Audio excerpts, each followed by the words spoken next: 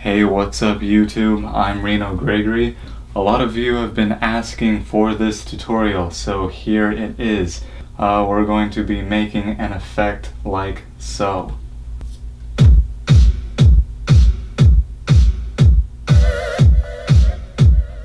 So let's get started. Let's make a new composition. Let's call it Epic and hit OK. And first you bring in your awesome Daft Punk remix that is likely to open up like a space-time warp rift like thing and teleport us into another dimension. Derezzed remix by, the Glitch Mob. And so, what we're gonna do to get started here's our song. Kinda need your music layer. And just go ahead and make a new solid, make it comp size. Now this effect is very self-explanatory. You can easily figure out how to do it by yourself, but I'll go ahead and show you how, or just show you an overview of how it works.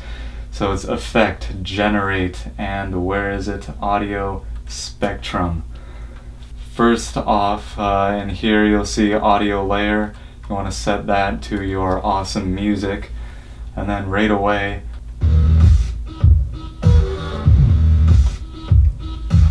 so we can see that down at our start point there is a start and end point and start and end frequencies.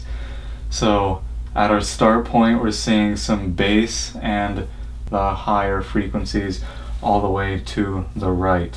Now I'm going to show you how to take this and make it look epic. First of all, you're going to want to set the start and end points. So anyways, I'm working in half HD, so I'm going to set my start point to the very center, which is 640. And then end point I'm going to set to the very end, 1280. So now it's just going across the screen.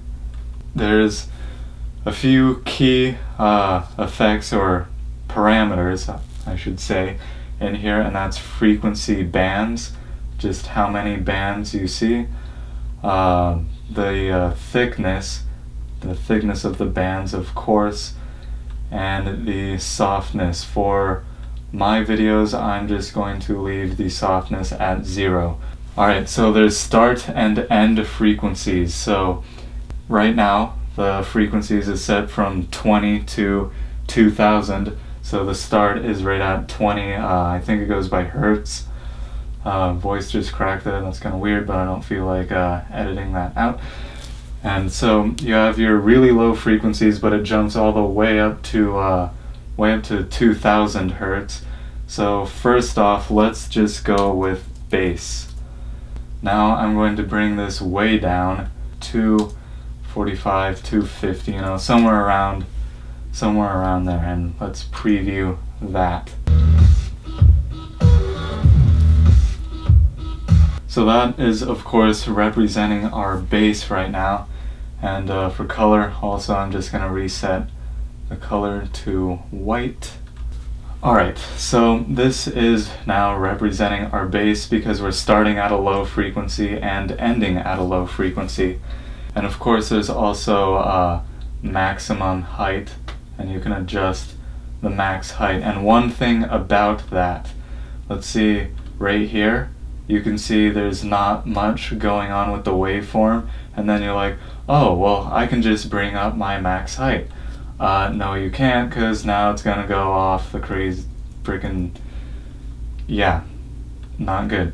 So what you're gonna want to do is find where there's some peaks, you can see it's pretty much not going to get much bigger than that, and then you just want to base your maximum height off of that.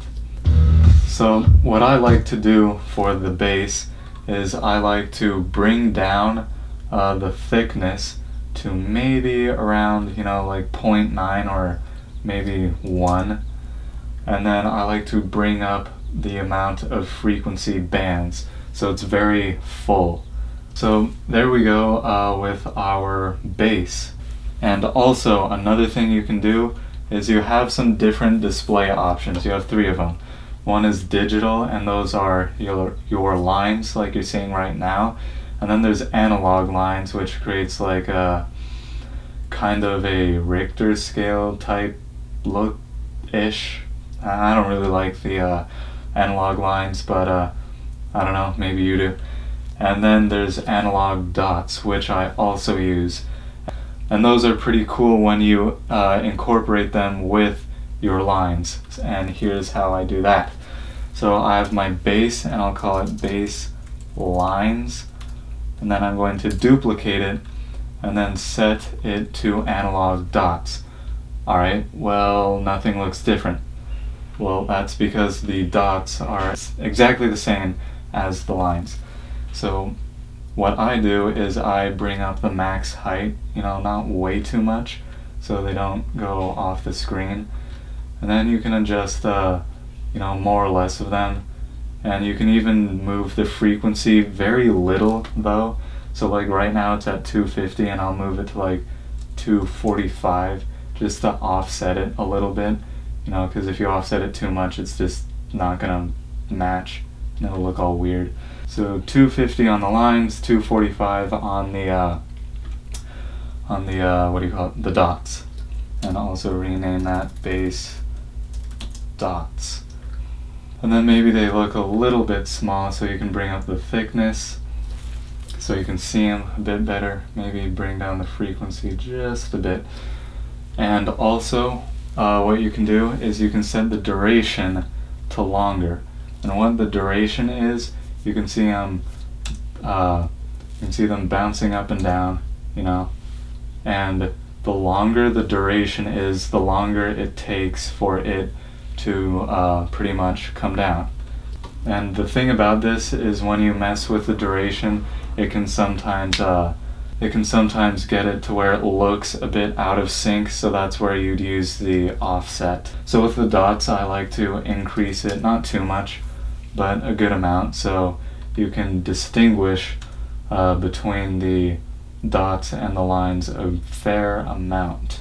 So now we have our base dots and our base lines. So this is pretty much good for the base. In the audio spectrum video I made earlier, I think I had two different copies of the base, but let's just keep going. I'm going to shut those off, copy the base dots, and let's call this like full. So on this one, and so I'm going to kind of reset most of the parameters to most of the defaults. So now we're back to almost as if I just hit that reset button, and you see you got your bass and some of, or a lot of more the middle and high tones. What we can do here is this is more of a full representation. Since there's really not much going on towards the right, and I'd like to get a bit more detail there in the like more of the treble. So I can see I got some stuff going on over there to the middle right, and a lot of bass. So I'm going to bring the end frequency in so it's not such a high frequency. And then that looks pretty nice. So this will be our full one, and maybe I'll turn down the amount of frequency bands, and the thickness, let's see, thickness I'll put at 2, not 12, at 2, and bring down the amount of bands.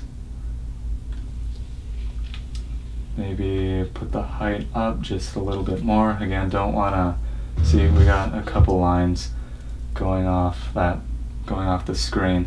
Now that's in the bass, so what I can do is just adjust it to where like you don't see much of the bass.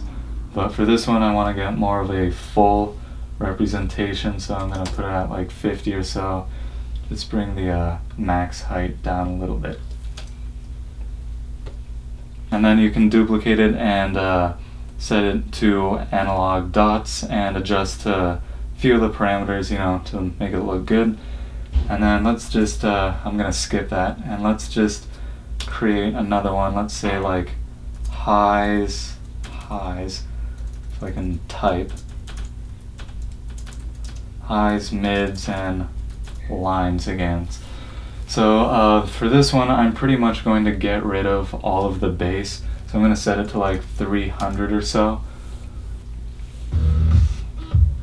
And then so this is a bit more of our treble.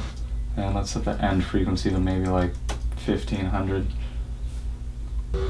So pay attention to what sounds are being emphasized in your frequencies. So I can bring up the height a bit more.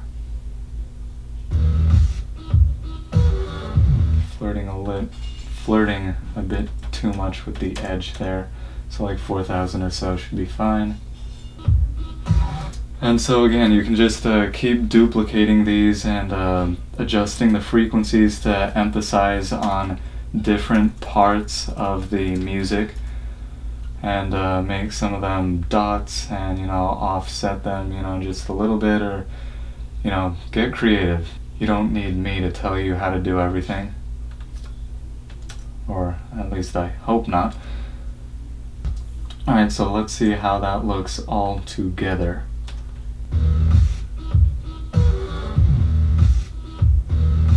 Looks like this is lacking a little bit in the, has a bit too much bass and not much in the full one that I made. If you have too many bands and the thickness is too high, it'll just get way too crowded and look all white. And it's a little crowded there, but, you know, I'm not getting paid to do this, so just go with it. Now you got half of your audio spectrum, pretty good, and definitely revise some of the things that I'm just gonna skip over right now.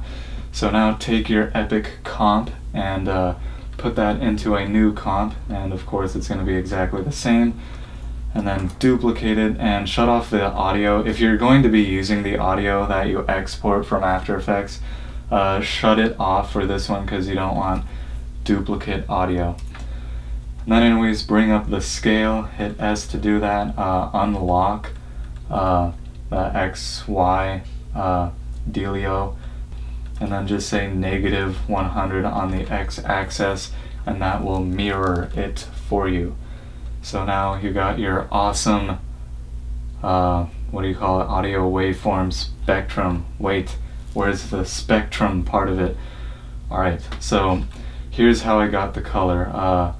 Don't have any layers selected or else you'll end up drawing a mask. And here's the easiest way to do it. Just go to the rectangle tool, and then with no layers selected, just draw around your composition. So now you have your spectrum, but all your colors are, except for red and violet, are crushed into the center. So what you're gonna do is select the layer, click fill, and make sure you're on your normal tool. So hit V, normal selection tool, and then just click fill and click OK, and then 2 lines will come up. To keep it from doing that, just hold shift so it's in a straight line. And what you can do is you can pre-compose those 2 layers, or, you know, make a new comp so all you have is that as a video, and use like a alpha matte, because this is transparent. But what you can also do is set the spectrum to color, set the transfer mode to color, but then whoa, what the crap's going on there? What you're gonna do is set make a new layer, solid, make sure it's black, okay, make sure it's comp size also, or bigger, and set that into the background, or as the very bottom layer. So there we go, and there's your awesome spectrum. Now it doesn't quite look right, so you can also duplicate the color and set it maybe to overlay, and that way you'll get a little more of the color. Experiment around, use different matte options, you know, set it to an alpha matte like I suggested earlier. Now if you're going to be like in my original video, If you're going to be putting this into 3D space and orbiting around it, you'll probably just stick with the alpha matte, because this is not transparent. Control and let's see, track matte, alpha matte. And then you don't really get any kind of like white glowing highlights, but then of course you can just add an adjustment layer, put some glow, some contrast, you know, whatever looks good. So that's pretty much it. Be sure to subscribe. You can stalk me on Twitter if you want, be a creeper. Be sure to check out my other videos. Hope you found this interesting and useful. Again, just mess with the effects, be creative. You don't need to just step by step do exactly my exact, like, you know, settings. It's very self-explanatory, so you should be able to figure it out on your own. Hope you enjoyed it, and I'll see you next time.